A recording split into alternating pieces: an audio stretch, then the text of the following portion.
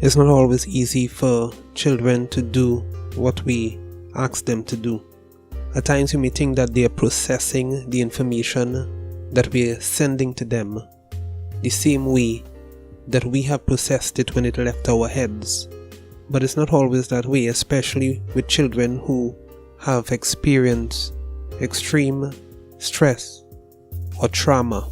A number of our children who are experiencing high levels of stress have been seen to engage in behaviors or activities that are not typical for a child their age.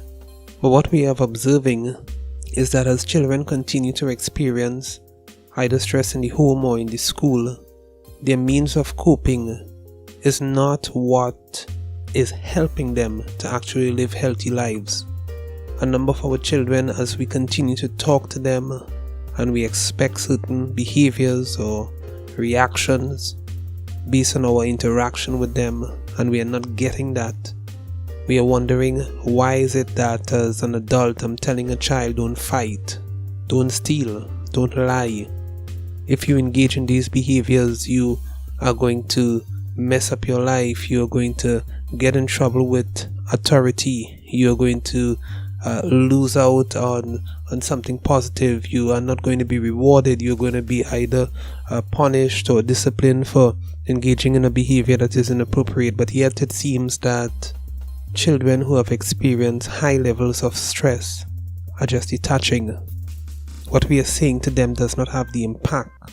I remember reading a quote from a writer, Yoki Tirada, and it says, "We often think of memories as books in a library, filed away and accessed when needed, but they are actually more like spider webs, strands of recollection distributed across millions of connected neurons."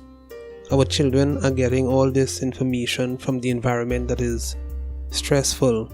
So what they have in their heads are information that they do not understand. Keeping in mind, for a child to make sense of what his or her environment is presenting to them, this toxic or negative environment that they sometimes experience, they put it in words that they do not understand in their heads, and it's as though the information is just compartmentalized.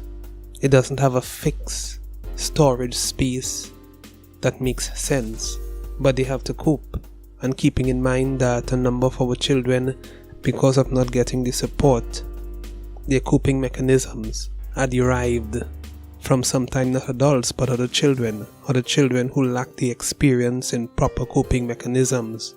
So our children are detaching from us, not forming the kind of relationships that we want them to, not having that emotional connection with adults or even with other mature thinking young persons, and as a result they're engaging in behaviors such as self-harm.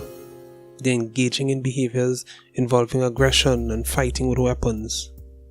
They're engaging in drug use, drug abuse. They're engaging in sexual activities that are high risk. It is therefore necessary that we seek ways to assist them to understand what is going on with them, being less judgmental and more understanding with a view to assist, with a view to help them to make that emotional connection with someone who is caring and showing love.